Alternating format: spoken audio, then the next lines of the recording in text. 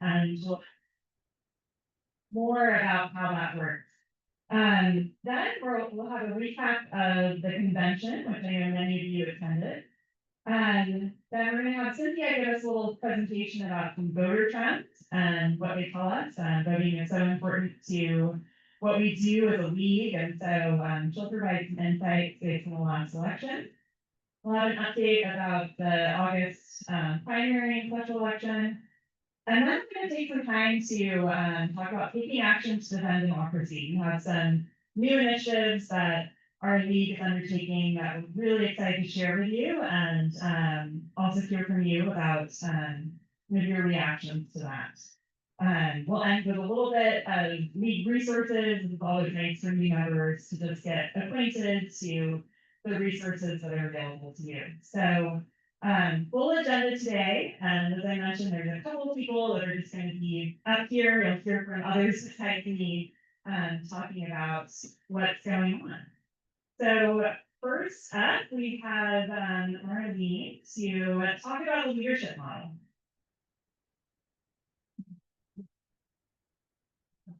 Thank you, Kate. I want to add my thanks for everyone being here. We had our big convention last month, so it's great to have everybody in our same room at the same time here together. As Kate mentioned, at the May annual meeting, there was a new slate of board members elected and appointed, and that included a treasurer and secretary and the formal officers, but there is no president or vice president identified at that time. So we're doing what I'm going to call a shared leadership model, and maybe we should start thinking as an alternate shared leadership model, because I want to emphasize that we always have shared leadership at the league, and that is a long-standing tradition. So that is definitely something that's continuing. And so we've had some, and I know I've had the same questions that we want to address today. So I'm going to go through some of the things about the model, and then we're going to have two other folks chiming in on this. We've got Judy Zier, who's going to talk about how that impacts our bylaws and our legal compliance, and then Ellie's going to come and talk about what that means for the members. So we hope that's helpful for everyone, and we'll get on with this. The questions we keep hearing pretty consistently is, what is the shared leadership model? How is it used? Who speaks for the league? And also then, what does it mean for me? So I'm going to start with the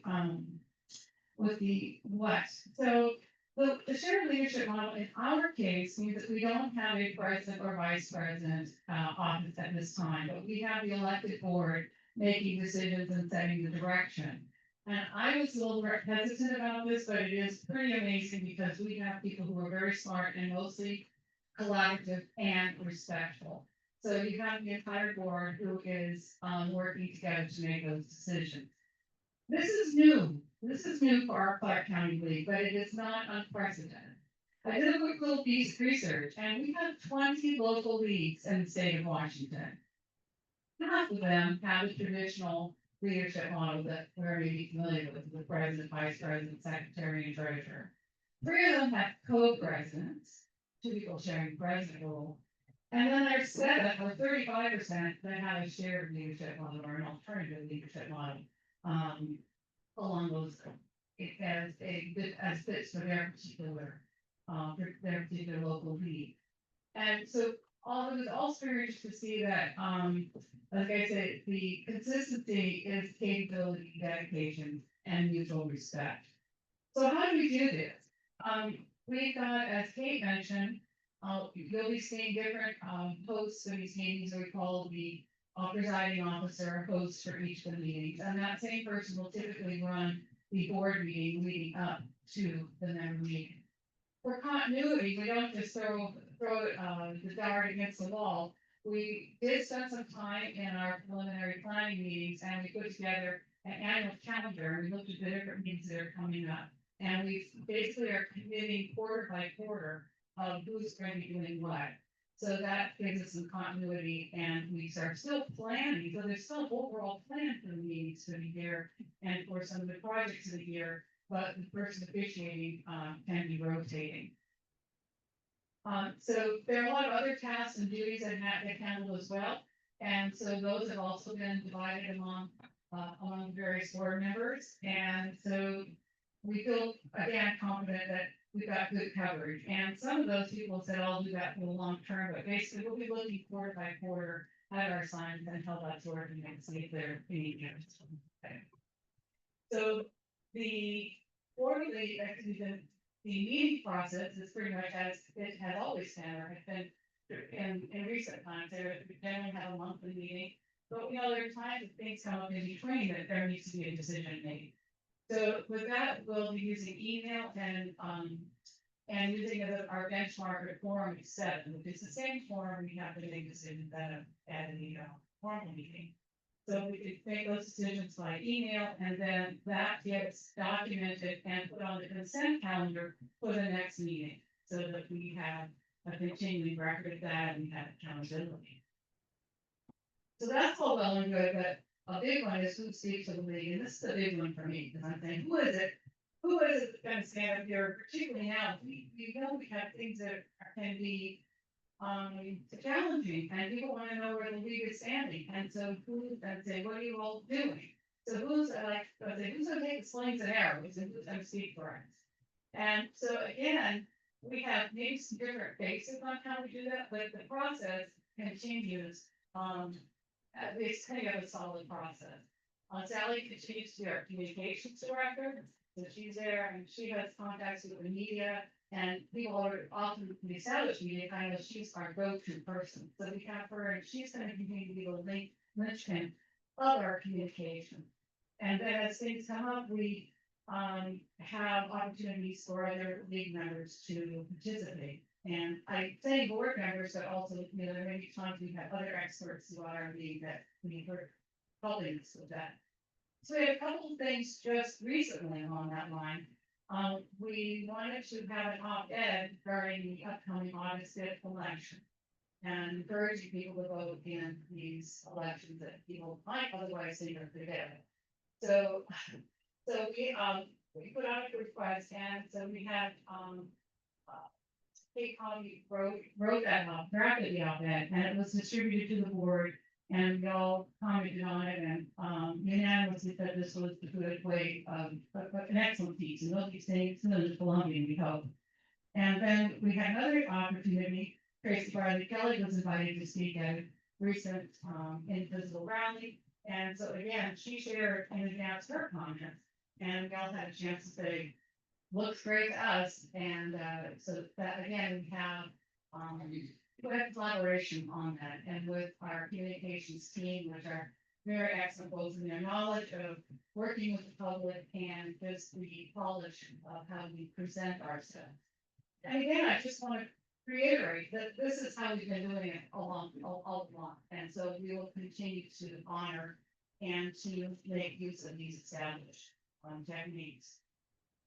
And I wanted to take a moment to also touch on 3 other items of things that have not changed. And I know you don't see it as much, but I just think it's worthwhile, particularly when we are wanting to be certain of our leadership, to touch on these briefly.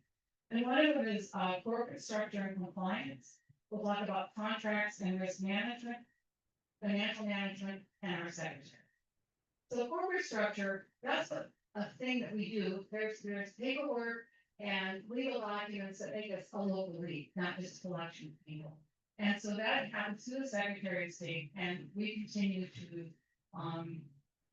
document that and to do the reporting we need to do to maintain ourselves as a legitimate entity.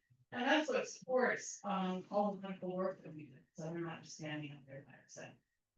In addition to that, we mentioned we have this wonderful use of this facility. So as a good business practice, the way we get to use this is a contract with CDM. They have to show up and hopefully more away we go. So there's a contract. And so there's a mutual agreement contract that happens. We continue that process. Our past president, Nancy, has been the one who's arranged that for us. And I take very earnestly taking care of properties. It's one of the things I've done professionally. So I have volunteered to work with Nancy, continue to be the steward of this facility on behalf of our board when we're here. So I've got the key, and I'll be helping open the place, and all the great people who come to make this meeting happen are still doing what they're doing.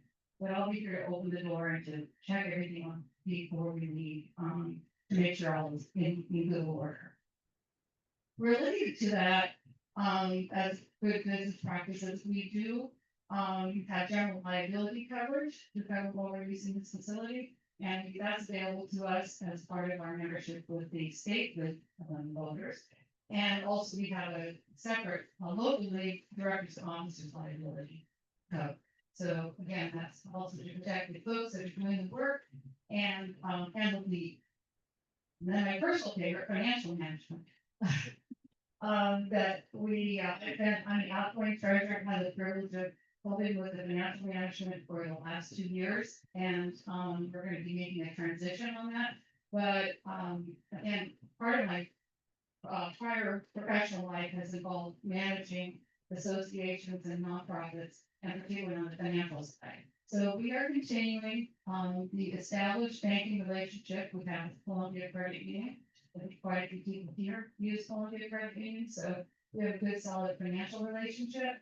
And the board has, identified the signatories and the person who's managing that relationship. So our incoming treasurer, Cynthia, will be, continuing to manage that relationship, with the, credit union. And then we, again, with business practice, we have a separate signatory process. So Cynthia will be assisted by Ellie, who will be the second signatory on the account. There'll also be people who taking up the mail, other nitty-gritties like that. I don't want to go to every single one, but I just want you to understand that even though you might see basics changing up here, the foundation of what we do and how we run the league, is consistent and strong. Yeah. I'm going to invite Judy Zider to come up. She has been the bylaws chair for the last time we amended the bylaws, and she's going to share some information about how this process and this leadership model fit with our bylaws. Okay, thank you. Can everyone hear me? All right, I'm gonna move a little, actually, start here.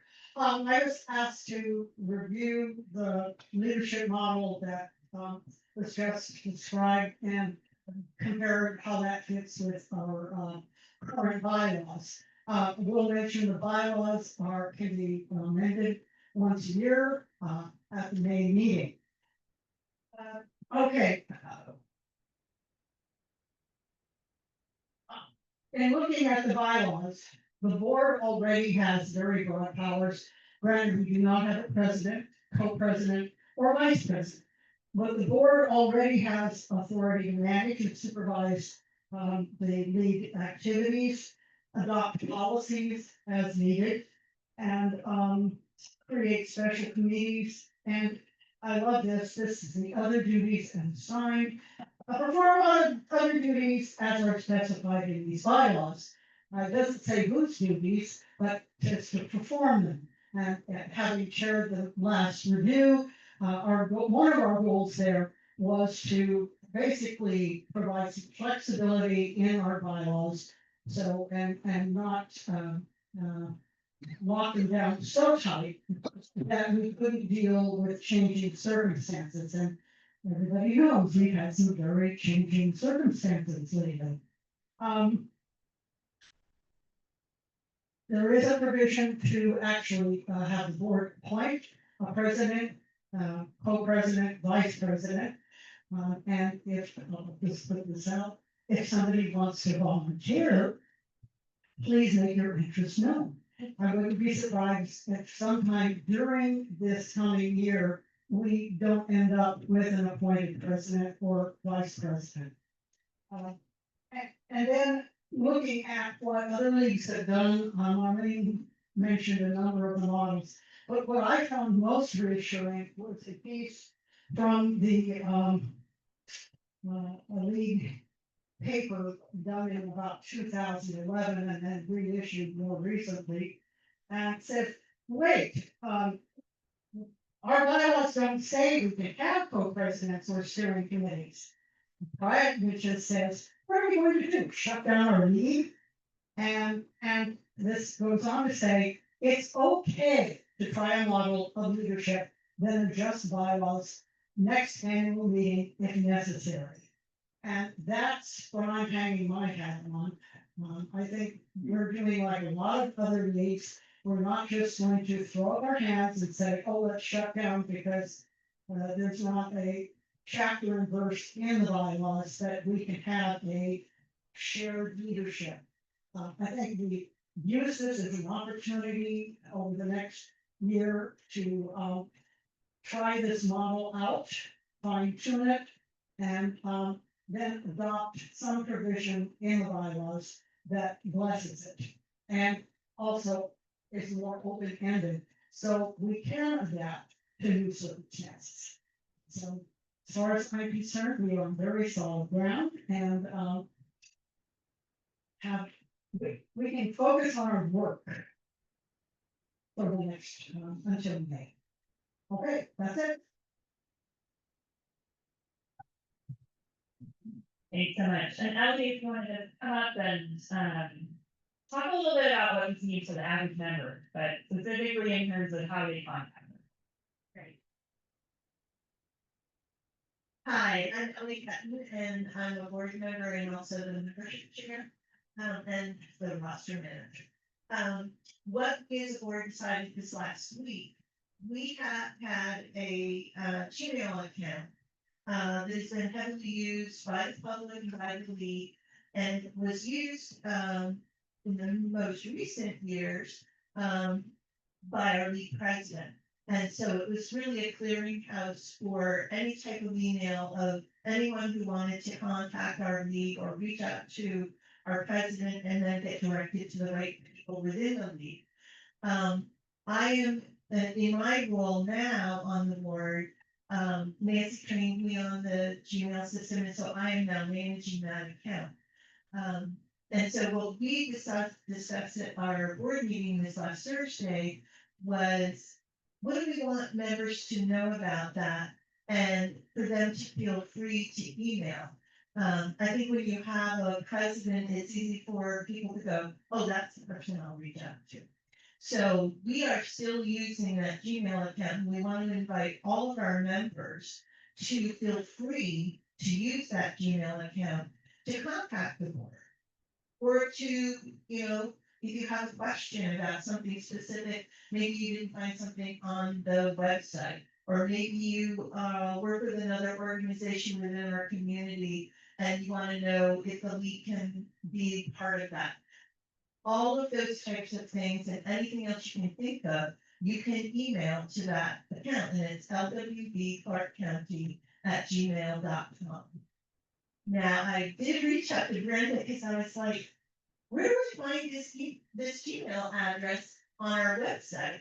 And I couldn't find it easily. So what you do is you remember lwbclarkcounty@gmail.com, but scroll all the way down on this webpage. This is our opening webpage. Just scroll all the way down, John. There's a lot of information. Brenda's been very wonderful and busy at keeping a lot of information on our website. And kudos to her. But here's where you find it, and it's kind of in fine print.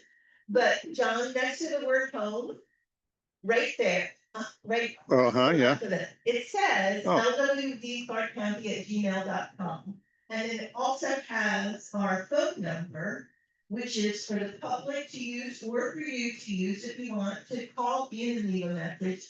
And that phone number is connected to this Gmail account. So if anyone who calls, I don't get a phone ringing in my house. Nancy and a former league member set it up this way. It goes directly into our Gmail, and so we get a transcript of the phone message. And so then we're able to respond, and I'm able to forward those messages to specific chairs or people who I know can take care of that issue, or I respond to the person, find out more, and then direct it. So it is a great resource for us. Sherry? Ellie, what is under the contact us?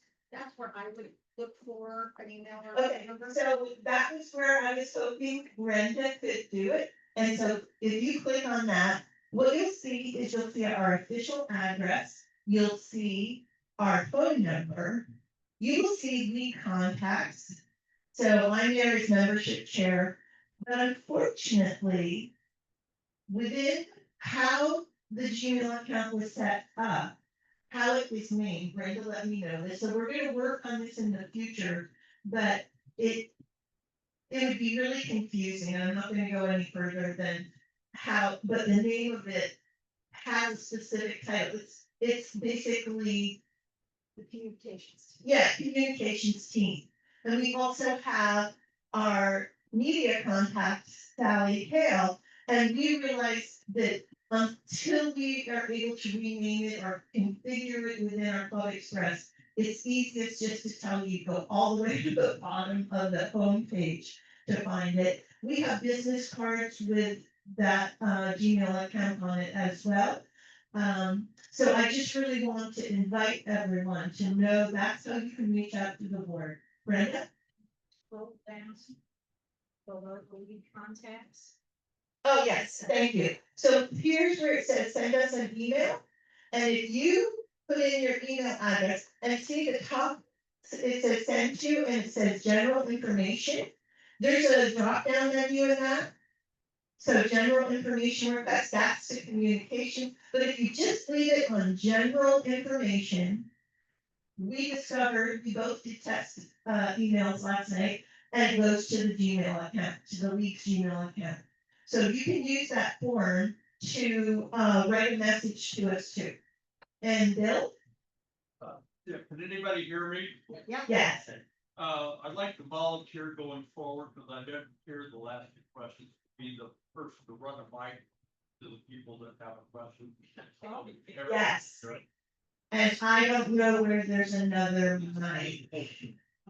Hooray for this new mic though. Yeah. I'm not having that, I'm gonna say, eat it like an ice cream. Thanks, Bill. Thank you for being the runner. Or repeat it. Yeah. Yeah, sorry if I didn't repeat it. So I guess Sherry's question was, what is somebody to contact us? And that's where John opened up this page. And then Brenda reminded me that you can scroll down to the send us an email. So scroll down again. No, yeah, scroll down. Send us an email. And that is where if you just leave it on general information, it comes to our account. Thank you, and feel free if you have any more questions. Oh, sorry, Lynn. No, you have a quiet voice, so I'm Lynn Osborne. Thank you, Brenda. The website has really gotten a lot more information. It's easier to navigate. In recent months, that has really come up. I would request, and this, you will tell me how to access this. Who's in charge of what? So we have multiple members of the board. We have lots of committees. I know I'm one of the people who was at fault. Whenever I had a question, I contacted Nancy Helderson and overwhelmed her, I'm sure. So now we've got that divided 7 ways with lots of committees like voter services. Who's in charge of what, so we can contact them. And I will do a review of our Club Express later in this meeting. It may be a very brief review, but what I will let you know too is I'm going to organize another, basically member orientation. And during that, we'll hold it on Zoom, and then I'm able to share screen. And so everyone can see what I'm looking at, and I'll go through the website and show you all those details. Brenda and I are going to be working together on doing a presentation too, that will come down the road. But what I will say in the meanwhile, there's nothing you can do within looking at our website that will break it. We have administrators for the website, the way Club Express system is set up. And there are very few people who have the ability to go in and make any changes in it. So you can just roam around it at will and find things. So thanks for that question, Lynn. And I think part of the question too also is amongst the board members, who's in charge of what areas of work? And I'll just point out that Cynthia's treasurer, so that's, one defined area of responsibility to reset as a secretary. When you send an email to that Gmail account, Ellie has been great about directing that to the appropriate board member. I think also many of our board members are chairs of committees, and so if you go to the website and look at that committee tab, you'll see names listed. And some of those people are also board members. So if you ever just have a question about, well, who does this go to? I think Ellie would welcome an email to that Gmail account so then she can direct it appropriately. So does that also help answer a little bit more? Okay. Yeah, Sorry. and when, feel free to keep emailing to that Gmail account. Because, it also is a way for me to know what are people's questions, so that we can be clear during our meetings, during the voter, during member orientations, etc. So thank you. Yeah, and I could also add that one of the things that the board has done is we're, I think, almost completed the process of going through and looking at all the committees and projects and areas of work. And if there's not currently a board member associated with that committee or area of work, we're assigning one. So for example, I recently signed on to officially be the board contact with redistricting group, because everyone that didn't have that. So if you're running a project and feel that you have not been attended to, you send us an email or give us a call, you know who we are, and we'll make sure you get that a bit more formalized, and maybe you can also add that to that committee's list. So it's clear, so we're not going to leave anyone out unattended to. And I would just say, go to the website as frequently as you want to, because it does change, and we are updating things on a very ongoing basis. And so it's a great resource. We have our voter that gets sent out once a month, and we're now sending it out through our Flood Express system.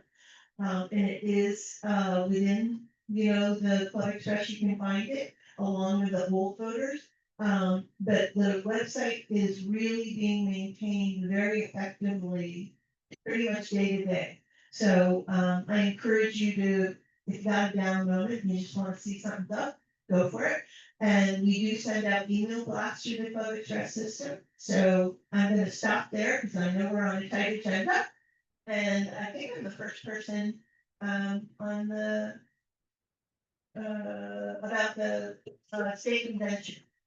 And You can go ahead and go first. You do your part. Okay, I'm gonna do a little bit first here about the state convention. A show of hands, how many here were at the convention for any part of it? Yeah, okay, excellent.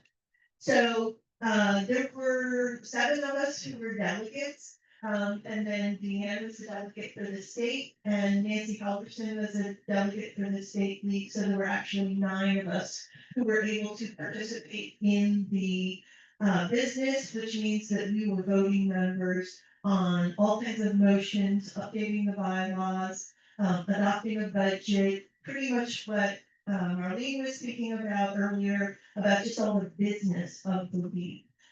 New board members were elected.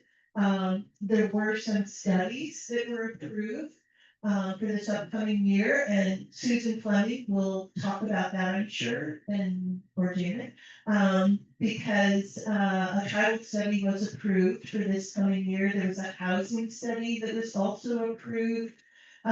This is a booklet that was used by all of the attendees at the convention.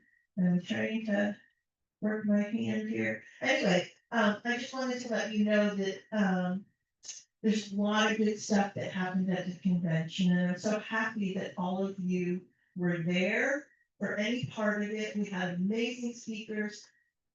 Let's take it away and have the delegates share their fine memories of that. Good? Okay, so I'm just gonna quickly say, I had never attended a state convention before. I've been a lead member for 8 years.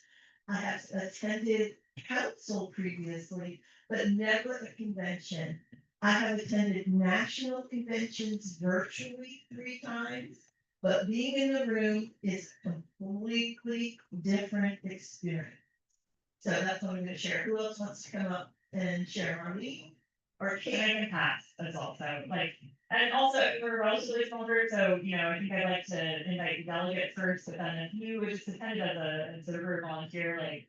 Feel free to share your thoughts and yeah, like also any action items and you felt like, wow, this really compelled me to think about what I want to do either individually or for the week going forward. So it's curious.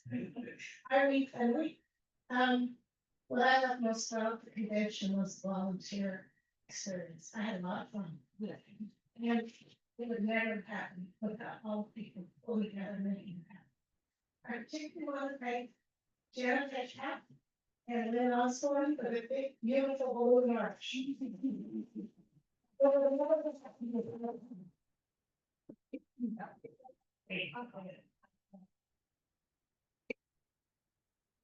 I'm Sherry Shelton, and I was a delegate.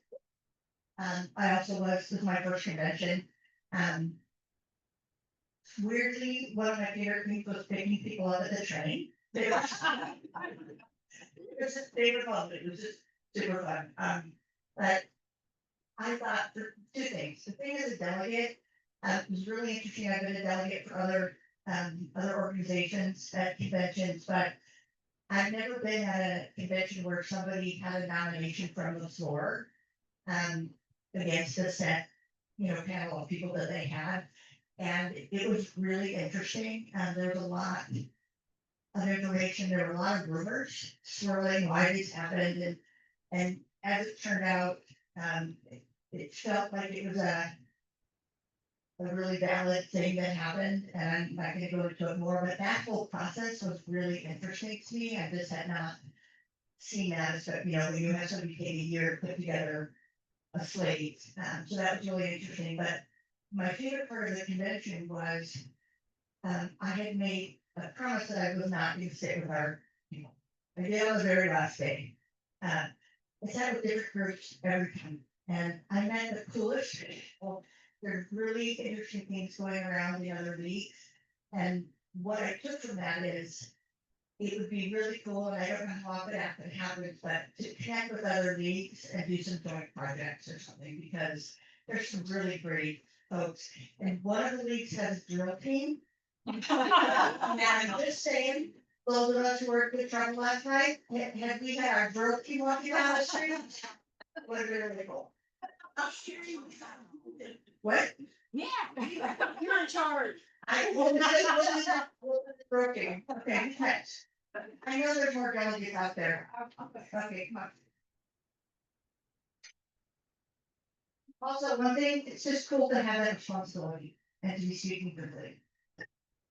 Yeah, okay, I've been to many conventions. I've been a league member for about 15 years, so I always go to the conventions, I always go to the councils. I love it. That means I know all kinds of people, and I also know better than a lot of people how the league works. And so that's really fun. The more you go, the more fun you have, because the more you understand and feel part of it. So I recommend that you continue to attend these things. One of the most important things to me at convention is what's called a direction to the board. And that's where any member gets up and gives either advice or a request to the board. You should look into this, you should do that better. And I, of course, haven't. I never have before. But what I requested is that we go back to having lobby day. Because in my stupid opinion, helping members get comfortable reaching out to their legislators is like way important. It's one of our crucial responsibilities. I think the reason we didn't do it is because it overburdens the lobby team. There are other ways to do it. So I will get a formal response from the board on that request, and that'll be good. So keep that in mind. I mean, you do have access to the board and to the way the league works. So I'm going to talk about some gas. No, I want to follow up with you. I want to get the mic after you. Okay, you got it. Our update 1980 tribal rights study got approved with no votes, all positive votes. So we did a lot of work on that, Janet, and I've been working on that for a long time now. And so someone mentioned working with people in other ways. That's what the study lets you do. So we have members from Spokane, we have members from Thurston, well, we have members from a number of other, places as we get going. We're right now in the recruiting phase of getting a committee together. So, I love convention, I love council. It just feels so good when you understand how it works and you feel like you're a part of it. So I recommend it to all.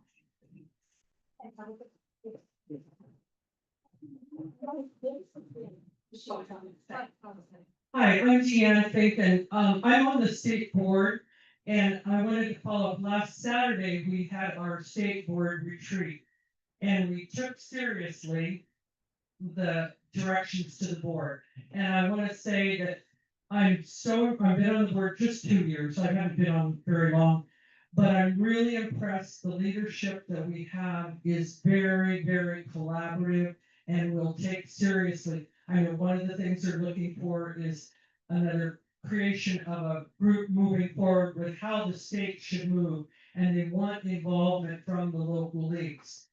Toward the issue of lobby day, and I agree with you. I think it's a wonderful team building exercise. If you want to be involved in that, and Anna will probably talk about that too. If you want to be involved in lobby day, and we need your help. We need people helping. And the best way is to send an email. If you want to get a pen now, it's at info@lwvwa.org and say, I want help with lobby day. I will work with our 1.5 staff members, or you could send it to me, D. Finken, Finken @lwvwa.org. And I'll forward your message to Cynthia Stewart, who's in charge of the lobby team. I'm gonna get that to you, Teresa. Really, we need bodies. It's the reason we haven't done it is just we don't have the people power. And I'm gonna talk a little bit about lobby team later. I've been told Teresa, Janet, and Sarah. So who I go to first? Oh,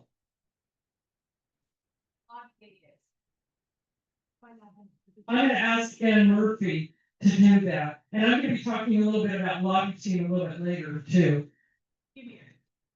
My email is D. Finken, F as in Frank, INKEN @lwvwa.org. And I'm gonna just do this right now because it's on the list. I was working with the state and the local about helping put on convention. And I did a lot of work with volunteers, but I'll tell you, Judy Stanton, who's not here, she was the queen of volunteer coordination, and she was awesome. And Brenda, I never can say her name, she was beautiful with creating that sign-up sheet for volunteers. I know some people had some wrinkles about it, and it was okay if you were on helping with registration, it was a little wonky, and I get that. But there were so many moving parts, and everybody was really, really, really cooperative. And I think we counted 42 Clark volunteers, and I want to say thank you to you all. I think I got a lot of thank you notes out too, and I know that Cynthia Stewart got thank you notes out to all of you. She handmade her cards. I don't know if you noticed. And she has some neuropathy in her hands, so it was really, really a labor of love. So I wanted to and where the state board was just tickled with all the work that Clark did. And also we got recognition from the national president about how well all the volunteers just made it a success. So you're talking about lobby day. Thanks. Lobby day. Lincoln had a long history at lobby day. Ann Murphy, I'll give you the spiel I started to give at convention. Because I was a delegate, but not for Clark. I've been in the league a long time and have been always a delegate from Spokane. So moved here, delegate slots filled up. A little known thing, you can represent another league. So I was the delegate from Yakima. And it was a great experience to get to know those people, and mentor them because they were new. They'd not been to the league. But yes, I've been to a lot of conventions, a lot of councils, and yes, your volunteer group was absolutely phenomenal as far as, convention was concerned. And, so you wanted me to talk about Lobby Day. Historically, League had a League Day in, Olympia, always during session, and one of the challenges, of course, is that the legislature is in session when the weather isn't always conducive for people getting to Olympia. And so attendance had, and it was I mean, it was beautiful. We would have time in the Columbia Room there, in the Capitol building, and great, meetings with legislators that set up. But attendance dropped off. And I don't know that it had interest dropped off, but it was the logistics of winter travel. And so for a couple of years, we did not have anything. And then I think it was I'm trying to remember, 2017 or 18. I was state president then, and our action chair said, well, what if we just do a democracy lobby day? So we did start with a democracy lobby day that was on campus for the first 3 years. And then, of course, COVID hit.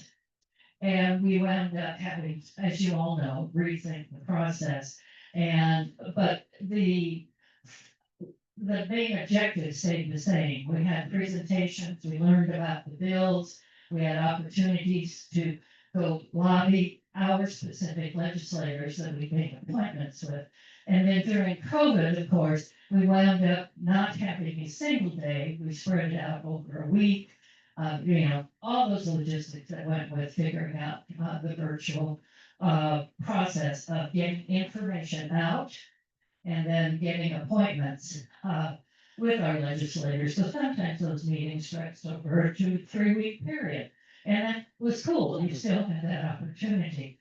It wound up becoming, I don't know, I felt like once we hit the dealing with COVID, there was different response from people to be involved in terms of what each individual league was willing to do. We also had members of the lobby team at that point starting to say, well, why can't we talk about other issues? Because we had limited it in the first 3 years of this new model to just the democracy issues, since that's the main space league is in.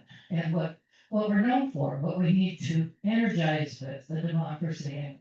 But then we added other issues. And then leagues were saying, but we want to talk about what's important to our town. So it's just a complexity to work through. But we need the volunteers in each league to then set up their own appointments. We went through a year where a couple of individuals worked to set up appointments for everyone in the state. And that got to be a little ridiculous. So anyway, that's lobby day. It's a chance to learn more about issues and then meet with your legislators in small groups. And so does that answer the question, Sarah? Okay. Should we renew the in-person lobby day? We get a lot of mixed signals on that, along with the action workshop that's in the fall. I mean, we get greater attendance with the virtual piece, but everyone misses, who was it that said the networking, being there face to face with people. Yeah. So when a lobby, day, consists of a lobby committee. Well, I don't know what you mean by it. well, Yeah, each local league would need someone. I mean, when I was in Spokane, I took it on for my league to appoint, contact the 7 districts and set up appointments. And that's what's needed. One person should not be setting up for the entire state. I mean, because you got 150, more than that. So, anyway, I've gone on too long. Okay, thanks so much. It's really important. I need to hear about that. Maybe one or two, yeah, well, several this year if you wanna get to, but, if there's some remaining questions, you can take those. I used to be on the school board for Vancouver and I was involved on the state group that worked with legislators all through the year. However, whatever persons do, the important part is to really go to know your legislator. And you become also very good in working with his or her staff, especially the one that oversees things. The other thing is that locally, there is nothing wrong with doing copies individually and meeting with the legislators. There's a whole group of stuff. Just going up, which is fine, because the school boards do that as well, pick a day. But you have laid the groundwork before and then afterwards. And I think that is what League is missing. Thanks, I feel like we could actually have a whole discussion about this, I mean, quick response, Dan, Bill, I wanna get you, and then we're gonna move on. One of the fun things we had when we met in person for 2 years, we gave out rocks that were painted that said democracy rocks. And the legislators coveted those. That's on class, yeah, okay, this is, yeah, this is good to, I think everybody can hear. yeah, okay.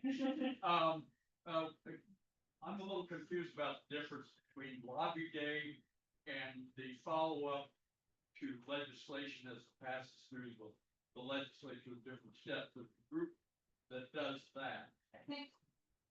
Lobby team, I'll be talking Yeah, about that. so, I'm sensing a lot of energy about this topic, and so, before we can discuss future member meeting, like, how does all the conversation about this, because there's some great ideas about what's worked well, Andrea, I love that idea, was continue building those relationships and not just having a day, so, I think, there's a lot of interest in this, so let's talk about this at a future meeting. Before we move on to the convention, John, you wanted to bring up the session slide, with Deanne, I just wanna acknowledge that, something very special happened at convention, there's awards given, and our own Deanne and her local news team got the Evergreen Series for award for the work that we have. Big round of applause, and then look around on the news team, you can stand as the local news team, that was wonderful work, and Tracy, Yeah. Several other folks from our league, yeah. Local. You recognize, this was an honor of our local league, to be recognized in this way for the members who participated in that work, for local news and democracy. So I would be remiss without acknowledging that. I was really proud to be there at state convention and have an award here. Hey, So, Kate, yes. one last thing, I heard from so many people how well the convention ran. And this was the best convention we had, Clark County knocked it out of the park, I mean, everybody was just thrilled with how they were put together, they were very, very appreciative. All right, so, we have a little presentation planned from Cynthia, so this is a teaching moment, you kind of sit back and just learn, Cynthia's taking on herself to do a little bit of research about, voter trend. Thanks, Kate. So everybody's excited to do a little math right now. I know that's kind of what just energizes folks. Good. My name's Cynthia Gardner. I am one of your board members, and I'm also the treasurer in training, I think is the way I would put it right now. Still trying to work on figuring out that whole job with Marlene, so do be patient. I'm a person who actually needs numbers to try to understand what kind of happens in the world around me. So when I confront something that I don't understand or I'm kind of curious about, I always go to actually do a little research and try to figure out the numbers that are associated with it. So the last 2024 election was, and I'm sorry if I'm standing in people's way, was, kind of an interesting election. So I wanted to know more about, who voted how, why, those kinds of questions. And it's a little hard to see because you're at a distance, but in red are, of course, the electoral college votes that went to the Republican candidate Trump. In blue are the electoral college votes that went to the Democratic candidate Harris. And in purple, which you can see Nebraska and Maine are the only two states that allow you to split your electoral college votes. So Trump wins with a little over 49% of the popular vote. He wins quite a bit more with the electoral college vote by the way things came out. So he wins the popular vote by 2.2, 2.3 million votes. There is an others group, which is 1.8 million people voted for someone besides Harris or Trump. If all of those others people went to Harris, she would have won the popular vote, but not by much, just by about 500,000 people. So really, there was a very strong swing in the people who voted to Trump. I went through every single state and looked to see how those other votes affected the electoral college vote. And only in 2 states did the others vote affect the electoral college vote. And that was in Michigan and Wisconsin. And by that I'm saying is those are places where the number of people who voted other, again, if they all voted for Harris, would have made Harris the winner. And the only 2 people that even came close in was Michigan and Wisconsin. That would have given Harris 25 extra electoral college votes. But even with that, she would not have won the election. So by all numbers, in all fairness, this was a election where Trump wins both the popular vote and he wins the electoral college vote. And there really wasn't any sort of spoiler out there, like we might have seen in the 2016 election. Next. Voter turnout. So I was always curious about this. This is from US News and World Report. That it's hard perhaps to see the bar graph up in the upper left, but it's from 50% to 76%. This comes out actually fairly early, so it's still preliminary numbers. But what you can see is the voting eligible population in the United States is 244.7 million. Non-voters, this was an interesting group to me. These are people who are registered to vote, but they don't vote. And I think that's kind of a group that we need to think about a little bit more. In this particular election, 64% of the population voted. Of the non-voters, the total voting population is 94%. So we're actually not missing perhaps as many people in registering them to vote as we might think. What we're really having trouble with, I think, is getting people who registered to go out and vote. In the lower right, which you can't see very well, is just looking at the percentage of people who voted in the last 4 elections. This past election was 64%. The election before in 2020 was 66%, so just 2% more, but it might be a significant 2%. And then actually Obama's second term, it was only 59% of the country voted in that year. So it's kind of, I think it's important to actually understand these numbers a bit. If we look at the state of Washington, we're doing pretty well. We end up being kind of one of those higher states in terms of voter turnout, not the highest, but we did come up, this is again preliminary, so it doesn't have us up to even 76%, but the final tally of things, Washington State did 78%. People came out and voted. The year that we did the best was in 2008, which was the first Obama election, and that year we had 86% of the state come out. It was really pretty impressive. But it fluctuates, and this past year was 78. It's still pretty good compared to the rest of the country. Next. And this is a map which is very similar to the map that you just saw. It's actually a 2020 election. I couldn't find a map for the 2024 election. But we see in 3 different colors. Those in the very darkest color, that is, and I have to be close enough to see, Those are states that were more than 72% turnout of people coming into the voting. In the sort of moderate color, it's between 66 and 72%.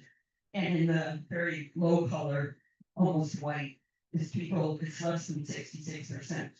Why they use 66% is because that was the national turnout in that year. And I think when I say this may be of interest to national, there's a whole swath of the country where turnout is really pretty pathetic. And actually what kind of interests me was New York State and Rhode Island, two sort of New England or Northeast states, which we tend to think of as being, pretty wicked in terms of things. They have very low turnout. They're below national average. And that is actually pretty consistent when you look at maps from different years. Next. Okay, so this next was a question that I have, and again, it's difficult, I know, for people to see the graphics very well, but they're pretty easy, I think, to explain. So just take the very first bar graph that you see blue, you see a little gray, you see red. And so that was overall, how many people voted, just adding up to 100, the relative voting between who voted for Donald Trump and who voted for Kamala Harris. In the three columns that are a little bit difficult to see, the first column is sort of what happened to Harris, what happened to Biden, and the change. And I'll go through this, and the reason we're going to talk about Biden is this is sort of how things differ from the 2020 election to the 2024 election. So in 2020, Biden wins overall by 4 points over Donald Trump. In 2024, Harris loses by 2 points to Donald Trump. So the net change is actually a -6. That's overall. But when you start looking at the demographics by race and by age, what you'll see, and again, it's difficult to see because I know you're far away, but she loses the demographics, particularly with men, at all three amongst white, black, and Hispanic, and also not Asian Pacific. She loses among men. She loses even to some degree amongst women for the black and Hispanic, also for white. So for all three groups compared to how people voted for Biden. She loses amongst young people, age 18 to 29, actually 18 to 50. The only group that she actually gains with is with 55 and over. But with almost all other demographic groups, she loses compared to what Biden got in 2020. The only other group that she occasionally is in the positive with are college educated people. And that was true amongst black and also actually only amongst black. She even loses in college educated people amongst the white and Hispanic. So you just see there's a pretty big shift going on. And like I say, the only place where she gains over Biden is with the age 55 and above, and that's not broken down. Next. And these are all, so now we're going to break it down a little bit by age and race of all American voters and non-voters. So again, apologies, you can't see the columns very well, but you can see the colors. What you have to look at in this particular graph, and I know everybody's going graphs, it's actually kind of, to me, it's really fun. In the middle is actually the population, percentage of the US population in that first group that's above the bar. And so in the age group of 18 to 29, that's 20% of our population. For 30 to 49, that's 30-something, or 34% population. For 50 to 65, that's 25%. And for 65 and over, that's 22%. So the way that you want to look at these kinds of graphs is each blue, the black, and the green. Individually, you want to look, each will add up to 100%. So you want to actually, in this particular thing, look at it as vertical instead of horizontal across. But the main point here is that if you look at the 19 to 29, which represents 20% of the population, it only represented 14% of voters. If they were voting in percentage of the way they are in the population, it would be 20%. So the fact that it's only 14% say they undervoted in this election, and by quite a bit. That's actually also true for the 30 to 59. They undervote in relation to the proportion in the population. It is better with 50 to 65, and it's even better 65 and above. So the older you are, the more we're voting compared to our percentage in the population. So just break down by age, people under 50 are the greatest share of non-voters.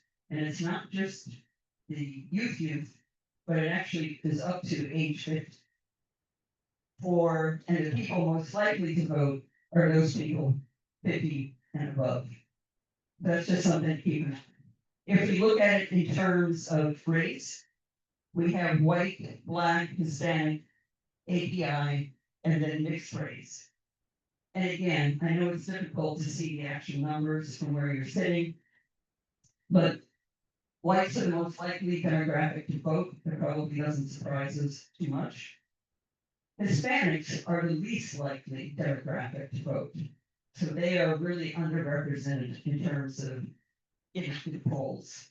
And I think unfortunately it didn't include kind of how Native Americans are doing. Next.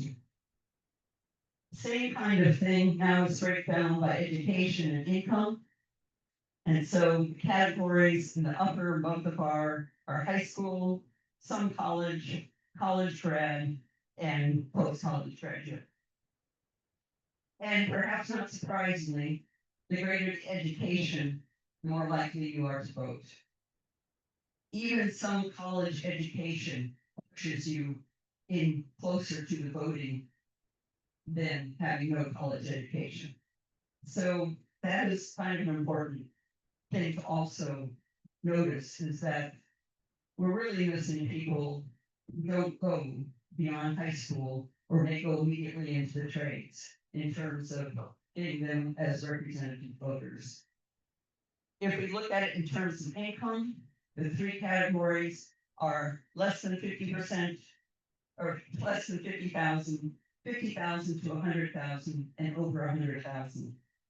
Once again, the poorest are most likely not to vote. The other two categories actually are much more close, or the middle class category is much closer to the percent of population, and the wealthy category, which may surprise you, makes up 45% of the population.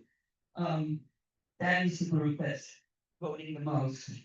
But so to me, the take home for that might be that voters may not actually be voting against their interest. They may simply not be voted. And so if you're poor and a person of color, don't have a college education, those three things are pretty much against you when it comes to your likelihood to participate in elections. Next. Marital status. I found this kind of interesting. Married is the top group. It's 51% of the population. Single is the second group. Divorced and widowed. So you're more likely to vote if you're married. This is kind of interesting. You're less likely to vote if you're single. I don't know how much that is time being single to your age, whatever, but it's pretty clear when you look at the graph and you can actually see it. You're less likely to vote if you're divorced. And if you're widowed, it's actually kind of equal. You're kind of voting in the right population. But again, it sort of speaks to, you know, some of the people that we may want to be able to reach. Do you think part of that may be due to the fact? Do you think part of that may be due to the fact that single people, and lower income people have a difficulty getting the time off to vote? Where we here in Washington State can vote over a period, but if you only have one day, you can't get it off, or you have to give up pay to get it off. That could be a real deciding factor. Thank you. I can't speak to that because I actually didn't look at the stats just for Washington State. But certainly I think that could be one of the main, it could be a very big concern. Is if you're the only breadwinner of your home and you can't get out to vote. But I wouldn't be surprised that we wouldn't see some of these same trends if we did look at Washington State more. And the last one I think I'm gonna look at is residency. So, oops, just back. Suburban people are slightly more likely to vote than urban people. And again, this may be that in urban areas, maybe there's the poverty issue, maybe there's the issue of you're young, single, don't have the money, so on and so forth. The thing that surprised me is that the rural people are slightly more likely to vote than based on the percentage of the population. So that kind of surprised me a bit. Next. Why do people not vote? This is just one article from Forbes. Non-voters in the census data, registered, don't vote, reasons given, realize it doesn't equal 100%. So these are just the top reasons. Not interested, 20%. Too busy. That's the bigger. Not liking the candidates or the campaign issues. Illness or disability. Out of town, forgotten. Again, this doesn't reach 100%. There are other reasons, but supposedly those other reasons are all in the minor percents. Impediments to voting was not considered a big factor, according to the study. But again, I don't know how the study was conducted, so it's hard to address that. Last.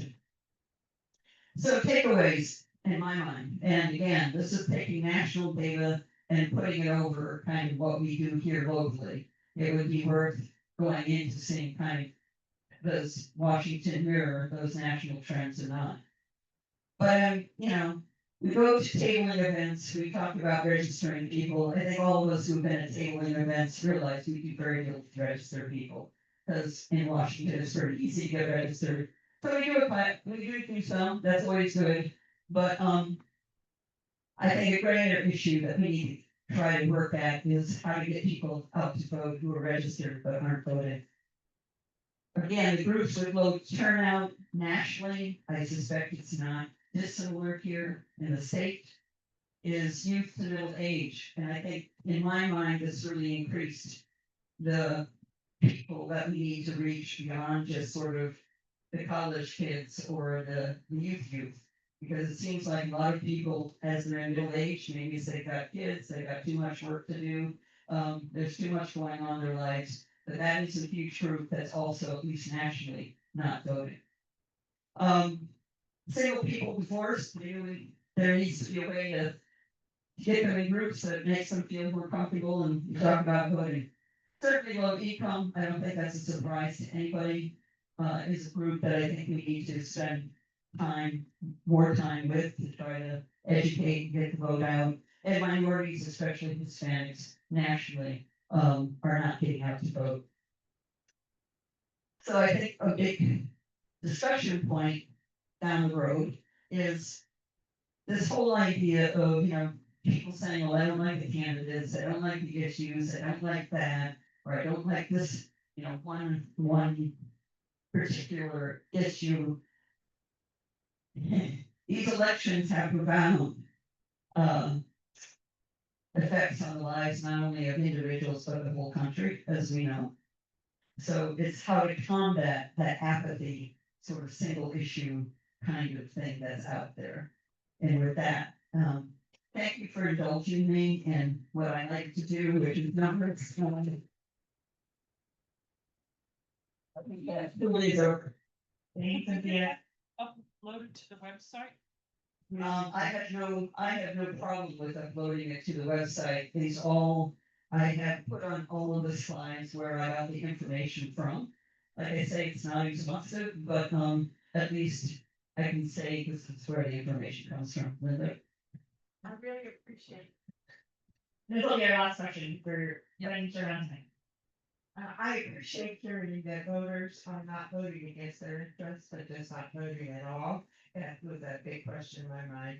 One question that comes to mind as a result of your presentation is that if there's a good percentage of voters who are voting who have money, who are educated, and what's the other one? Married and white. So the question in my mind is, given that people who are more educated tend to be liberals, why is it? Do you have any thoughts about whether or not they were overshadowed by people with money who might be, more conservative? Maybe really brief response. Brief responses, I don't know.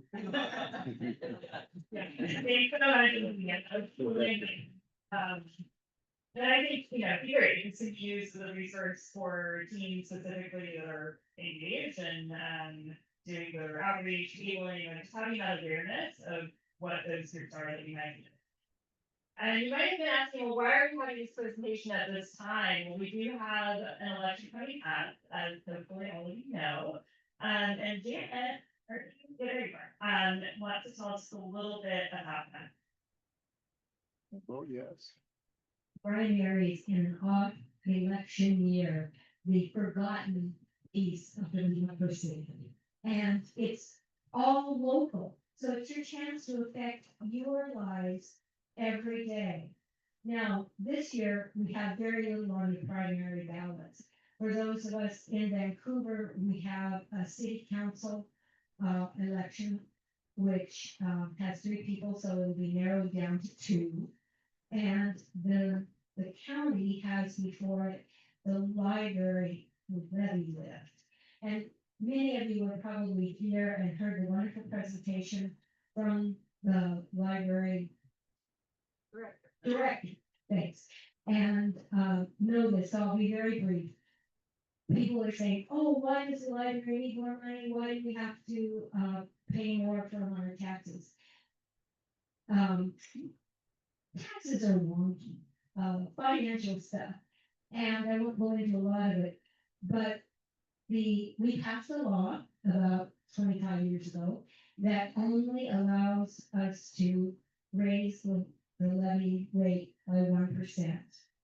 That is based on the number of people, not, and we have more houses and more stuff, so that goes up slightly. However, as our property rates go up, that's not taken into account. And neither is inflation, the cost of running things, etc. So the library has been set at a very low rate for the last 10 years. And what they're asking is special permission to raise that levy lid so that they can have a new base that would actually meet what they have for their operating costs. So if you want more detailed information, I suggest you go to the library website. They've got good information about all that, and you can get more detail. But to be brief, that's it. And I would say vote, primaries, vote. The ballots have dropped. You probably already have them. Fill them out. It should be quick and easy because there's not much on there. Get it in the mail or drop it off, but do it. Do it today because it's important. It's a very important piece of our democracy. Thank you. Be a voter. Thanks, Janet. And Melanie Hancock, she can't be here today, but she did want me to remind you all that, as the chair of the candidate forums group, we did have one candidate forum for the Vancouver City Council position, which went really well. You can view the recording of that. I think it's probably linked on our website, yes, if you write it on your head. And also for the, general election, there will be additional candidate forms, so if that's something that's exciting to you, the league is really well known for this, or you're well respected for this, please do contact Melanie Hanshaw. Her contact information is in the member directory, so get in touch with Melanie if you wanna help with Canada. So we're moving on to the portion of the agenda that I mentioned, I was really excited about personally, so talking about taking action to protect democracy. So as you all know, we're in this constitutional crisis as defined by our national league. The first time that the league has declared this, for about 3 months in after they made that formal declaration. And in light of the urgency of this moment, we decided locally here with our league in Clark County to launch an action advocacy committee. And, you know, what that really means is that myself, along with others who are interested, are going to be trying to find ways in our local community to take action to defend democracy, to show up at different rallies and protests where, you know, we've agreed like the league has a place there, we need to be visible, and engaging in other ways, advocacy that is in alignment with our mission. So even, you know, we've done this before creating a committee, I don't want to make it seem like this is something new. So a couple of months ago, there were members of our board, I think along with Nancy, who met with representatives and Marie President's office to talk about the SAVE Act. So advocacy is not new for the league, but we felt like we need an action chair to be responsive to some of these events that are happening in the community and some new opportunities for the league to engage in action and advocacy. And I'm really excited to share that we participated in a rally just 2 days ago. Would mention that Tracy was a speaker there. Indivisible was one of the hosts, but it was also 5051, NAACP, LULAC was there, so many organizations were there from our community, and the focus actually was largely around voting rights, civil rights, because it was in honor of the late Congressman John Lewis and his legacy in protecting voting rights. So, John, if you want to just show a couple of the photos, you can kind of circle through that.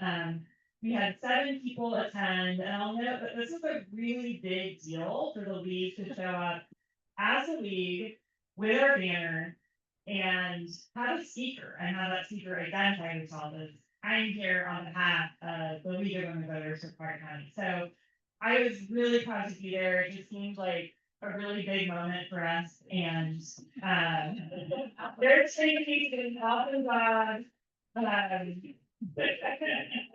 I have video too, but we don't have time today to share the speak, but yeah, it was really fun. And I do hope that other members will join us the next time we have an opportunity to do this.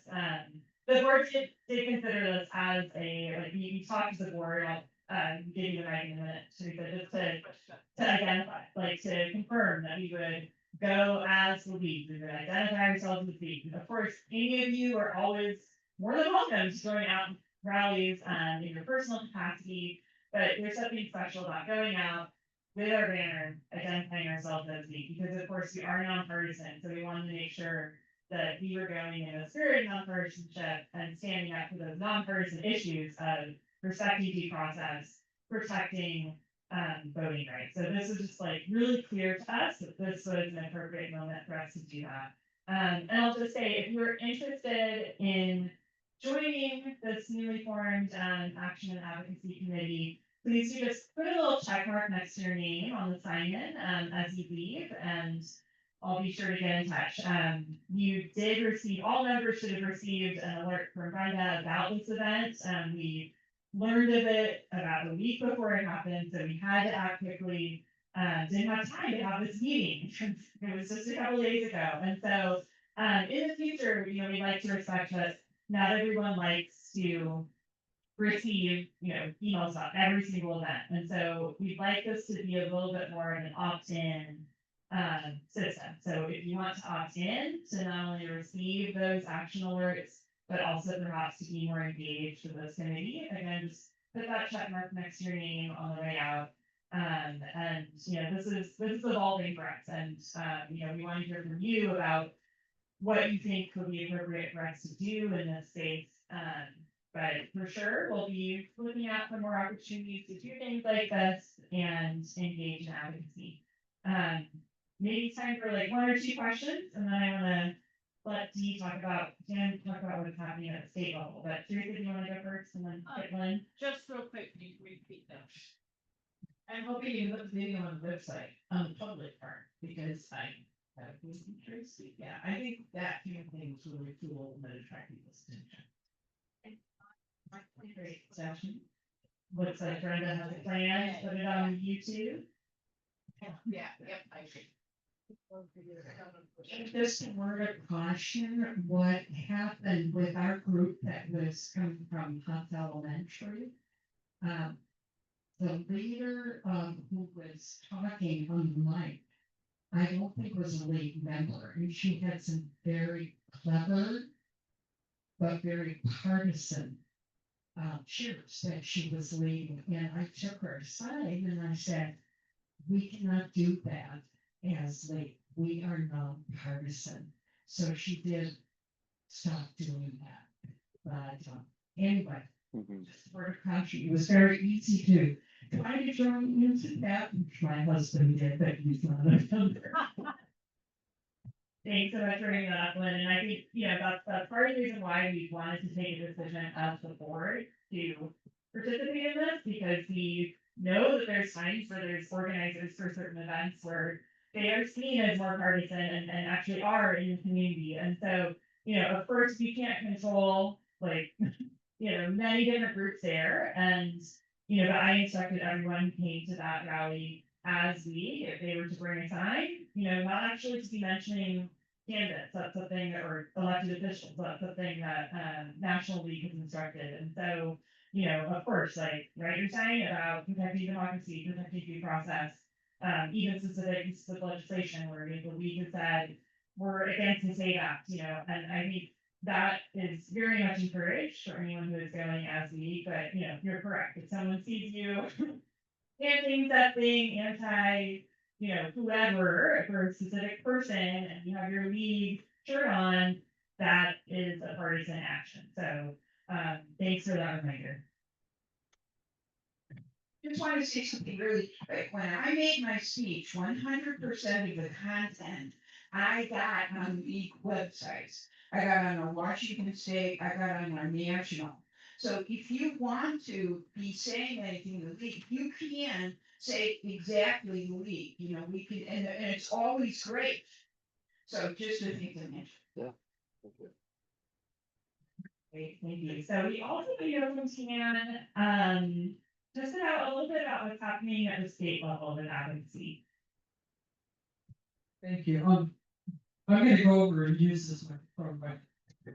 Well, maybe you should bring that mic with you. Got it. I'll hold it for you. Oh, thank you, John.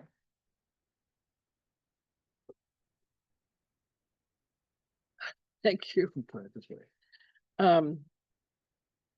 When I learned Kate was going to step up as action advocacy leader, I was really pleased because I think she's going to do a dynamite job of leading this effort. She's articulate, passionate, and very bright. So thank you, Kate, for taking this on. Advocacy and action in the league can mean so many things, and certainly there's stuff at the local level. One of the ways that you can take action at the local level and support some of the things that are going on the state lobby team. I'm going to go over here and that's right. Thank you. I'm going to walk through. Oh, I'm going to walk through the website, and if you have a phone or something, if you want to follow along, this is a good way to see really what's available for us. So I'm getting a little feedback, so maybe just hold it a little bit. okay, so under advocacy, this is a state league website. Under advocacy, you'll go scroll down if you would, and I'm going to introduce you to the advocacy I team. recommend some content to watch. Sorry. Do a voice search. I'm sorry. Hold down the mic button while speaking. What am I doing? That was me. I did that. I'm sorry. Okay, I'm going to introduce you to the lobby team, also called the advocacy team, made up of members from throughout the state. Whoops, I'm gonna do this here. From throughout the state who serve as issue chairs and advocates. I'm thinking a lot of people are not familiar with this. I'm hoping this is not just redundant, but you'll interrupt me if you've heard it all, so please do. We've got advocates on the lobby team and we have issue chairs. Chair of the lobby team, this currently is Cynthia Stewart here, who you can see in the center. Previously, our own Susan Fleming was chair of the lobby team. Ann Murphy, who you are getting to know, is wow, she's right there, solid waste management.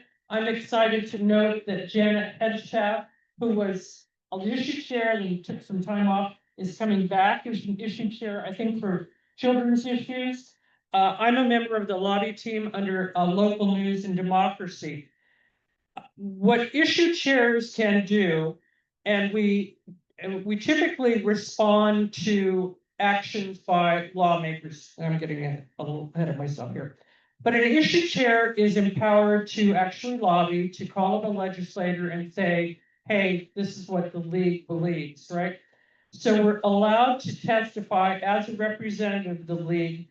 And we're pretty passionate about these different issues, and we become knowledgeable by virtue of research and extensive study.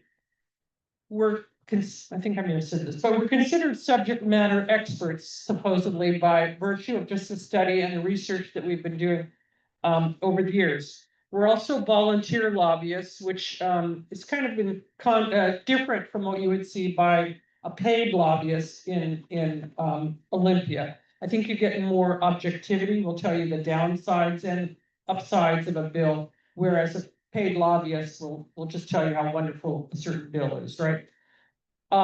We're appointed by the state board to serve as issue chairs. That means we have to apply.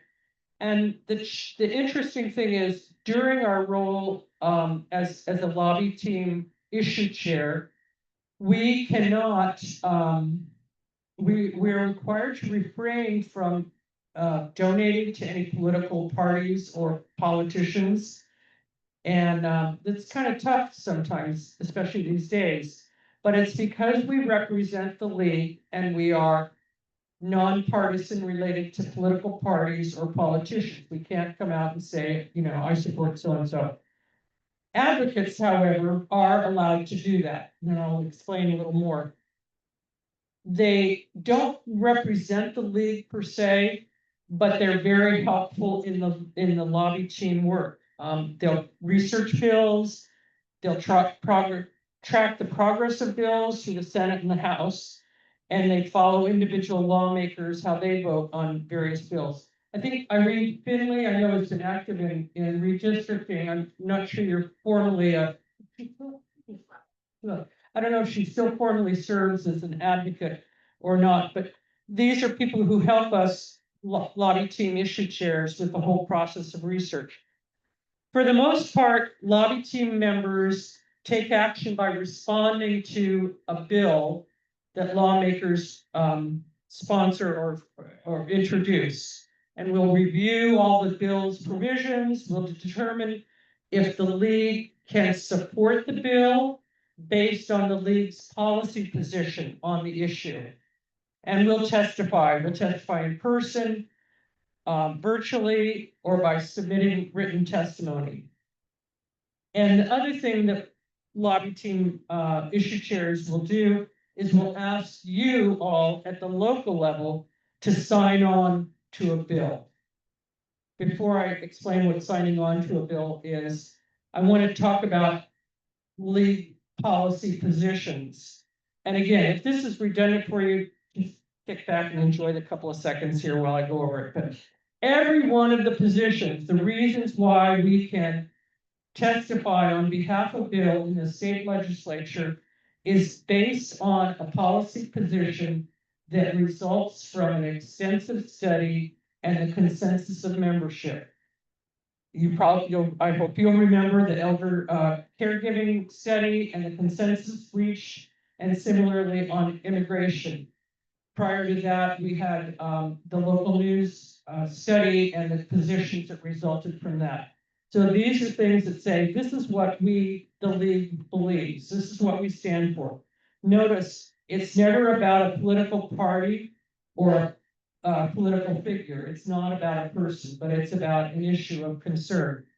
And maybe it's about support for local news, protect vote by mail, better safeguards for water, or more affordable childcare. It's a result of extensive study, and then we have the policy.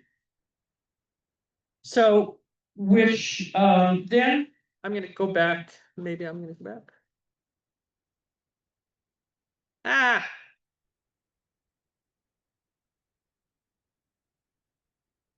I'm still under advocacy. I'm going to go down here to current issues. And you'll see we've got most of our issues are broken into 3 categories. Making democracy work. We have about civics education, elections and money, local news and democracy, redistricting. All of these pertain to the broader category of making democracy work. So I try to track, and I have help from Sally and others on the lobby, the local news committee, to track different legislation that's going through the process. We got behind about four bills this last legislative term. Redistricting, I know that Irene has been following that, so others. We also have the environment, climate crisis and energy, forests, transportation, and waste diversion. Anne Murphy is the guru in waste diversion. And then we have social and economic policy, behavioral health, early care and education, K-12 education, healthcare, and affordable housing and homelessness, children's issues, and criminal justice. So we have lobby team, issue chairs, and advocates tracking legislation in all of these areas. Janet is coming back, and you'll be doing early children's care and issues. So what we do is every Sunday afternoon during the legislative session, the 2 legislative sessions, we're coming up with another shorter session this January 12th. It starts, I think you might see, so did you hand out those? Oh, could you? Yeah. I've asked Sola to hand out something just that'll help you access what I'm going to talk about. Every Sunday afternoon at 4 o'clock during the legislative session, if you subscribe to the Legislative Action newsletter, you can take as much as 5 minutes or as little as 5 minutes or longer to respond to different bills that the lobby team is tracking in any of these issues, right? Like Anne Murphy will be sending you, if you register, a way to sign on to a bill that she's tracking. Or I may be sending you, it'll all be in one newsletter. Maybe I should show the newsletter. Yeah, give me the link. Okay, it's on the handout that Sola is passing out. The legislative newsletter comes out again every Sunday, and midweek, Janet, Anne and I are busy putting together content, tracking the bills that are going on. I'm going to just show you one from March 16th. The Legislative Action newsletter looks just like this. We have action alerts. These are priority actions. These are issues. I just picked the one from March 16th. So do we have one here? Recycling. I think this is one that Anne Murphy put together, probably. SB 5284, Anne, is that you? Yeah. Okay. So Anne has written this. You can't see it on here, of course. But she's written up the report on what's going on with Senate Bill 5284. Why she's calling for support. if you sign up for the legislative action newsletter, you'll get a prompt. It's very easy to do. I'm trying to see, wait a minute, how do I show this? The whole line. Is it, will it be in below? Yeah, okay. You can click on any of these items. Well, the links may not work. No, it is, like, well, last night it was. It said it's working sporadically today. Oh, that's true. The state legislative website is off and on today. This is July 19th. I don't know. They picked this day to do work on it, so you may not access it, but you'll get a little link and it'll just say, would you like to sign on pro or con? And you just, yeah, fill in the blanks. It's really easy. You can take 5 minutes. I mean, Heather's gonna tell us how easy it is in a second, I hope. And you just sign on to that legislation. I just want to show you, for instance, these are all priority items that we've been studying. Kate Lunsford has probably written up this thing on old growth forests. And here for, if you scroll down, those are the main, in this case, we have, I think, 4 bills that we're asking for your attention. Then if you want to spend a little more than 5 minutes, you can go down and look at the other issues that are not priority, meaning you're not breaking news kind of thing. And you can see in all of the areas, there's something that you can contribute by signing on or pro or con. What I want to say here is you'll see a prompt, and I can't show you because the state website, the state legislative website is down for repair. They'll ask if you represent an organization. And I've made a point here about who speaks for the league. Oddly enough, we don't want you to say Jane Doe representing the League of Women Voters. Well, it's kind of wonky, but one of the reasons we don't is we want a broad representation. We don't want only people with one point of view signing on as a supporter of a certain bill. And the legislators do pay attention to these things that take you all of 5 minutes on a Sunday afternoon. January and February this year, the following year, it'll be January, February, March, and April. It's not a long time, it's just a little bit of work, and it really does pay off. We have legislators who pay attention to the numbers. I was tracking one piece of legislation, local news and democracy support. And, you know, they were all counting. The lawmakers were all counting how many were pros and how many were cons.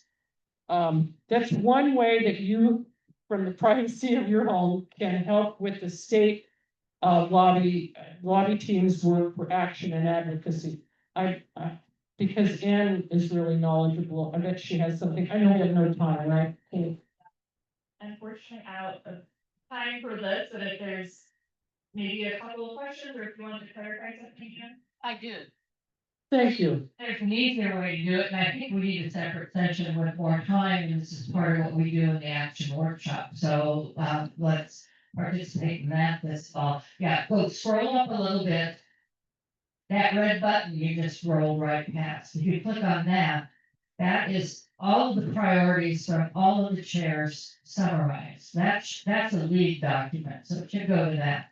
You can then click on that or just start going down. You can see some have no action. Keep going, keep going. Oh, I was And gonna, then you can see that the bills are listed and much more succinctly, and you can just move down this page. When you get far enough down, you'll have to, when you're doing it, you know, count the number of stoplights and that kind of thing, on the link to the state.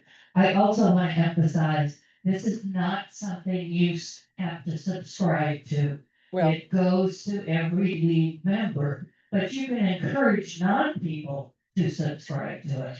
actually, what happens, I talked with Amy Piloff, our staff person in Seattle yesterday, and she was explaining that sometimes it'll go into your trash or your junk mailbox, this legislative newsletter. Also, if you've unsubscribed, if you've unsubscribed to any of the newsletters, you're not getting this. So that's why I say, look at the link that I identified in the handout that Solar's passed around, if you would. Great, and this is just supposed to be a little taster, just so you can get a sense of what's happening at the state level, and, it's great that we have that link, so if you're interested, that's a good place to go for more information, and, maybe another session at a different meeting to do a deeper dive. And Heather, in the way back, if you want to talk with her, she does this religiously. Thank you for participating. So. Thank you. Folks know if you want, little tips on how to do this effectively. Hey, can you just say a quick word about the webinar? And then we'll get to give a word. Excuse me, I'm Katie, I'll be, I work with the local news and democracy team. The Washington committee, which you just been hearing about, has a new committee called Resisting Threats to Democracy. I won't go into details on what they do, but you all should be receiving their email newsletter. If you're not, come see me, I'll help you make the connection. The current issue is dropped on Wednesday, and it's a lot of specific suggestions for ways that No, we meet individual Mondays. members can join the resistance. One way, a great way, is to write letters to the editor. These things have been around forever and ever, but they are still very effective way to reach a big audience, and even more to the point, they have a big impact on elected officials whose staffs really keep a close eye on media coverage and including letters to the editor.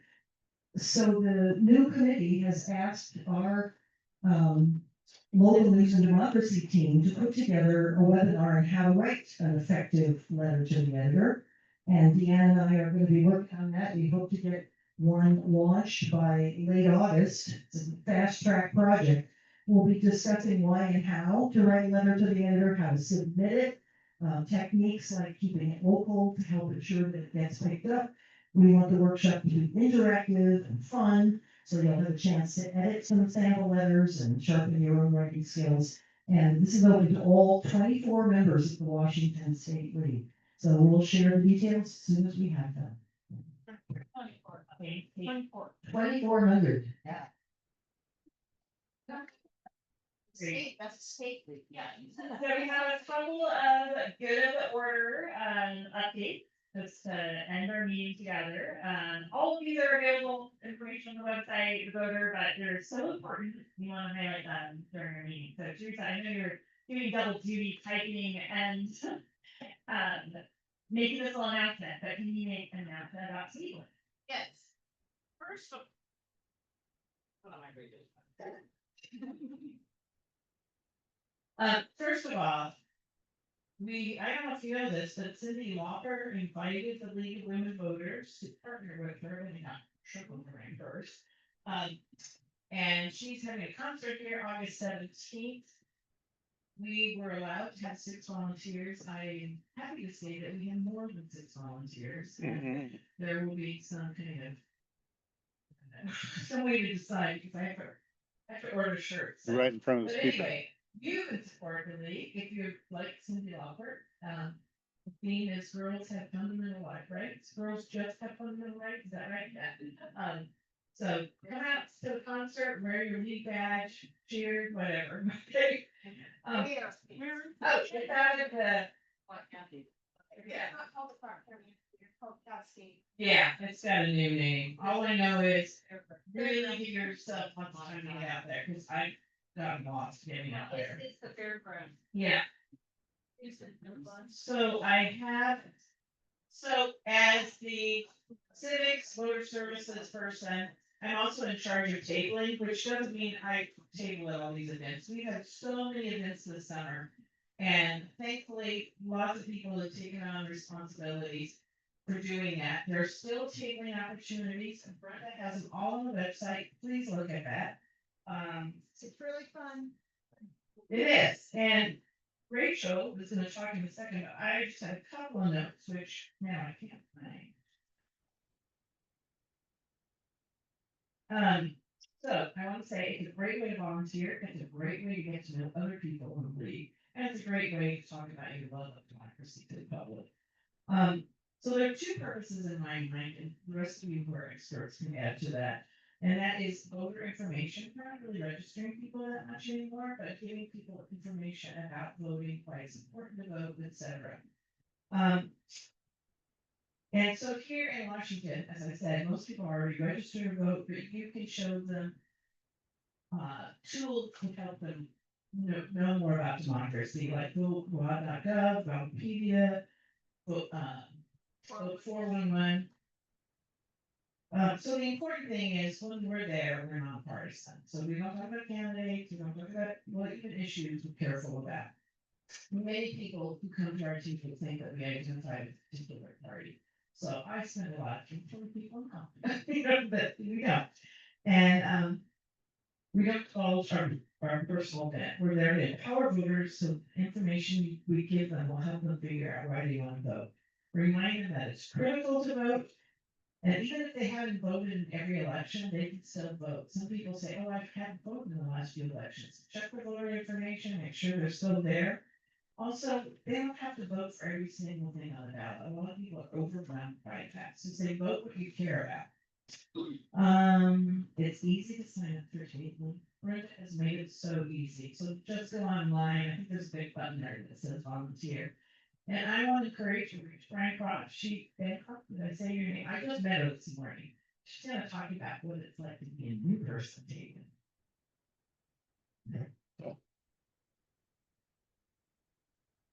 I think it's the first time I've ever held a microphone, so I hope you can all hear me. I'll try to look this down because I'm nervous. Hi, everyone. I'm so honored and honestly a little nervous to be speaking with you today, but that feels fitting because nervous is exactly how I felt when I first got involved with the League of Women Voters. I first heard about the League back in high school while learning about the suffrage movement, and it stayed in my mind for years. When I lived in Texas, I paid dues to the League, but I never made it to a meeting. It wasn't until I moved to Washington that I decided it was time to really show up. At first, I was overwhelmed. I remember walking into this room of strong, solution-focused women who knew what needed to be done and were clearly already doing it. And there I was feeling unsure, waiting for someone to tell me where I might fit. But no one tells you what to do in the League. You find your courage and you choose to jump in. For me, that moment came when I realized how deeply I wanted to have a positive impact in my community. I didn't want to waste the opportunity to be a part of something meaningful, so I told myself to do it scared, and I did. I started small. I drove attendees to the League convention. I helped at a candidate forum. I served as a tabling ambassador at Pride in the Park, and I even had the honor of helping carry the League banner at the John Lewis Good Trouble protest. That was an experience that reminded me how deeply our history and our voices are connected. I've shown up to community events, and I'm currently signed up for a few more. Every time I put myself out there, I meet people who thank me, who share their stories, and who remind me that this work matters. And just as meaningful have been the women within the League. Cynthia, who shares her wisdom generously and always takes time to answer my questions. Watching her work with such purpose and clarity has really shown me the kind of leader that I aspire to be. Irene, who made a point to sit with me and engage me like I was part of her team from day one. Lynn, who always greets me with a smile that makes me feel truly at home. And Tracy, who I'm honestly in awe of. Her presence, her voice, her drive, she is a force, a room rattler. Every time I hear her speak, I walk away feeling so inspired. These women and so many others have made me feel not just included, but empowered. The League has given me pride and purpose. It's helped me find my voice, and more importantly, it's shown me that my voice has value. So if you are new or nervous, I will tell you this: do it scared, just do it. Try a few things, see what sparks meaning for you. Try a few more. You don't have to be fearless, you just have to be willing. And the truth is, it does not take much time to make a difference. Most volunteer opportunities are broken into short hourly shifts that can easily fit around your own schedule, and signing up online is simple. Every little bit counts. Even an hour at a table behind the scenes can have a real impact for someone. My husband tells me that he's proud of my activism, and I can honestly say I'm proud of him too. I hope I just keep showing up, learning, and using my voice for change. And I just wanted to say to everybody, thank you so much for welcoming me so fully, and I'm really honored to stand.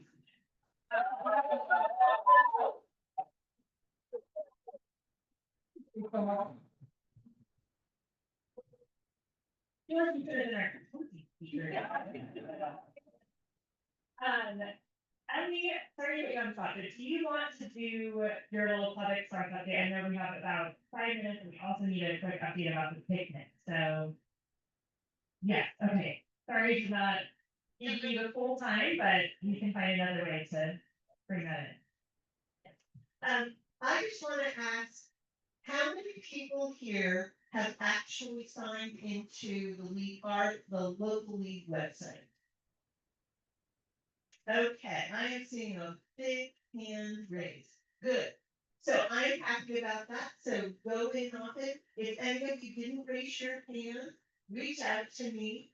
I know for some people logging in can be a challenge. Knowing your password, I am able to send anyone a temporary password for them to be able to set up a new password if we've forgotten it and can't get in. So just know that I have the capability to do that for you, because we always want people to be able to get into our members only portion of the website. That's where we have the ability to sign up to volunteer. We have our event calendar. We have lots of league resources, and I can go into that another time, but I just wanted to share that with you. And log your hours. Yes. Okay, thank you. That's for yesterday. Yes, and we log our hours because by doing that, there is a league survey that our national league sends out. And we wanna have all of those hours so that we can capture it, because they use that information from every single league across the country to show and use it probably for their development and for their own programming, but also for fundraising. And so that's so key. So thank you very much. Thanks, Ellie, and we'll give you some more time to talk about Club Express and all the resources on another meeting. Stephanie, I want you to, yeah, You didn't pronounce right. oh, I'm sorry, maybe you can pronounce the name when you introduce yourself. Yes, I can. Okay, Thank you. here you go. I'm Stephanie. I'm a new league member and a new board member. I want to thank Rachel for for coming over to me at the conference and welcoming me to sit with her and introduce herself. Especially being a new member, it is very overwhelming and finding your way. So I'm trying to find my way into the league, and I'm helping with the picnic, the annual picnic for the league. And what I am doing is putting together a picnic basket, in a theme of summertime fun. It's a s'mores barbecue basket. I'm asking the league for donations, please, because it would be nice to not have it all on me or try to get donations.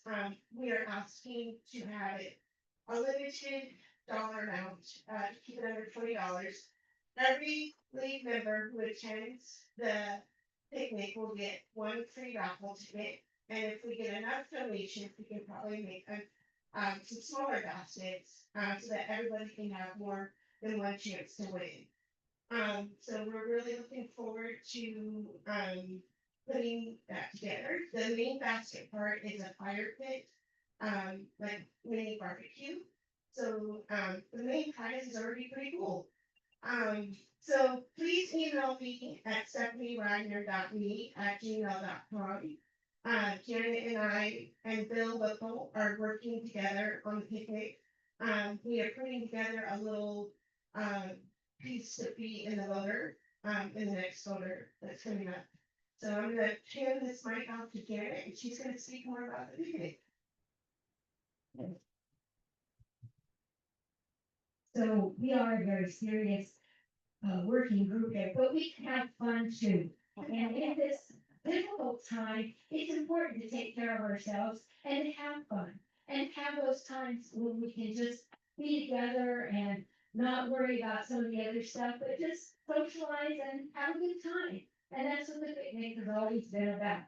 So this year, it's August 30th, the Saturday, noon till whenever we decide to leave. And, it's kind of the usual stuff. It's a potluck, so bring something wonderful. Bill Whipple is going to man the grill. And if you have anything that you want to grill, please bring that. In order to reduce waste, we're asking that you bring your own plate and utensils so that we don't have stuff to throw away. And bring something you want to drink, no alcohol, not in the bar. And Stephanie's really managed to kind of upgrade the picnic by this wonderful idea of a raffle, which will be also fun. So bring something wonderful to eat, bring your fun and enjoy each other. Oh, and we have a question. Where? Oh, good thing, where? It's at Lake Vancouver, it's at the Heron Shelter. We can only get half of it this time, but that's usually been plenty of room. Family welcome? Family is welcome, absolutely, no animals, I'm sorry if that's fun. So there's no alcohol allowed at the park, and then please no alcohol donations for the basket either, but you can do, a gift certificate, so like, a winery or brewery or something. Nancy has told me that we can do gift certificates, so, so if that's something that you wanted to donate. But yeah, we're looking for fun, the theme is summertime fun. We're gonna do a little bit of red, white, and blue. But it's more than summertime fun, not patriotic, so we're looking forward to it. So see you all there. Looks like you have maybe a question and then one more announcement. Question, if anybody's interested in observing in elections, You cannot just sign up for it on the form because the state requires you to go through a process to be certified. So you let us know you're going to do that, but then you contact elections, and the last one this year is in September. That you can go through that process, and then they let us know. And in that, when you do it, you indicate which group you are doing it for, the D or R or the D. And if you choose to pick something that's not league, then you let me know that you've done it. I get the list because I go over that, and with Rich will send me that have it. And I will see you there in the other list, and so you can do it. But again, you can't just volunteer for it. Sorry, I know we're going over, but I did want to mention that there is another volunteering opportunity next Saturday for the Unity Walk, Mental Health and Heart Health Matter. It's going to be held from 10 to 2. Right now, it's just Tracy and I who are tabling. So other people would like to get into tabling, like Rachel, please sign up. Okay, last time I looked at it, I actually only saw myself, so that was yesterday. So, anyway, I also wanted to mention that it's a walk. So it's a $25 for kind of doing a walk at 10 o'clock. This, opportunity supports actually youth programs for underserved youth in the community. So if you don't care to table, but you've got an hour to walk or you want to spend a little time outdoors, then I would really suggest that you look for that. It's Unity, again, Center, Mental Health and Heart Matter, and pay the $25 and walk. It's at 11818 Southeast Mill Plain Boulevard. That's where it is at. It's the church, right? Is it? No, it should be part. It should be on the calendar, but yeah, that's actually the address for where this opportunity is. And I can't remember, Tracy, if that's exactly where the church was or not. It's not a church sponsored thing. There's Unity Church and there's Unity Center. And this is actually Unity Center. And they're doing, again, mental health and heart health matters for, kind of mostly underprivileged and low income people. Thank you. Great. Well, thanks for indulging us going 5 minutes over. It might be summer and vacation time, but we never goes on vacation. Thanks so much. Yeah, sure. Just wanted to recommend putting your, Name and picture on the lead. sorry, so I'm gonna say it, Sherry, so people can hear. So just put your picture on the profile, so people can kind of recognize faces. That helps when we're doing rallies. Speaking of action advocacy, right, reminder to make a check mark next to your name if you want to be part of those alerts and that committee. So thank you all so much for attending and see you at the next.